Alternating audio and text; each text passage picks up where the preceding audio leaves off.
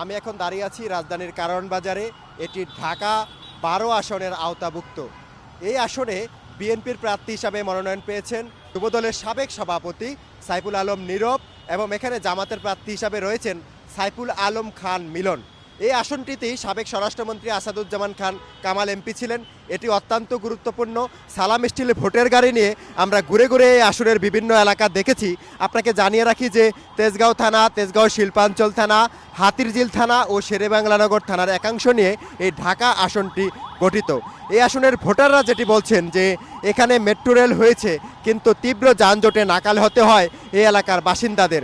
এ কারণে তারা বলছেন যে আগামীতে যিনি সংসদ সদস্য নির্বাচিত হবেন তাকে সংসদে সেই পলিসি নির্ধারণ করে নিয়ে আসতে হবে যে পলিসির মাধ্যমে এখানে যানজট থেকে এই এলাকার বাসিন্দাদের পরিত্রাণ দেওয়া যায়।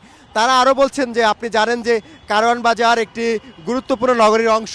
এখানে আমরা যতটুকু জানি যে এখানে বাংলাদেশের সবচেয়ে বড় পাইকারি বাজার যেটি কারওয়ান বাজার সেটি এখানে অবস্থিত।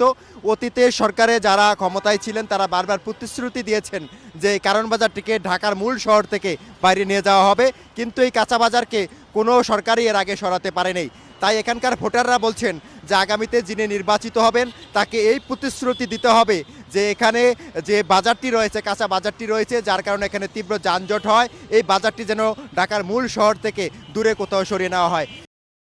ভূমিকম্প সহনীয় মোস্ট ডিউরেবল দেশের প্রথম thermex rod Salam steel. Salam steel বোঝে durability. Salam steel most durable still.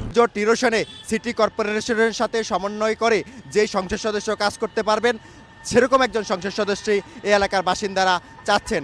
আমি আপনাকে জানিয়ে রাখি যে এই কারওয়ান বাজার তেজগাঁও শিল্পাঞ্চল থানার আওতাধীন একটি ট্রাক স্ট্যান্ড রয়েছে। এই সড়কটি প্রায় সময় বন্ধ থাকে, যদিও এটি প্রয়াত মেয়র আনিসুল হক উদ্ধার করেছিলেন, কিন্তু এরপরে এটি আবারও প্রায় সময় বন্ধ হয়ে থাকে। তাই এখানকার ভোটাররা বলছেন আগামীতে যিনি সংসদ সদস্য হবেন তাকে দলীয় স্বার্থের ঊর্ধ্বে গিয়ে জনস্বার্থে এই ট্রাক স্ট্যান্ডের যে সড়কটি রয়েছে এটিকে উদ্ধার করতে হবে। আমি এই আসনে মারিয়া সারাদিন থাকবো, ভোটারদের সঙ্গে কথা বলবো। আমি প্রার্থী বিএনপির প্রার্থী সাইফুল আলম নীরব এবং জামাতের প্রার্থী সাইফুল আলম মিলনের সঙ্গে কথা বলবো। পরবর্তী সংবাদে সালাম স্টিল ভোটের গাড়ি নিয়ে এ বিষয়ে আপনাকে আরও বিস্তারিত জানাতে পারবো। মারিয়া।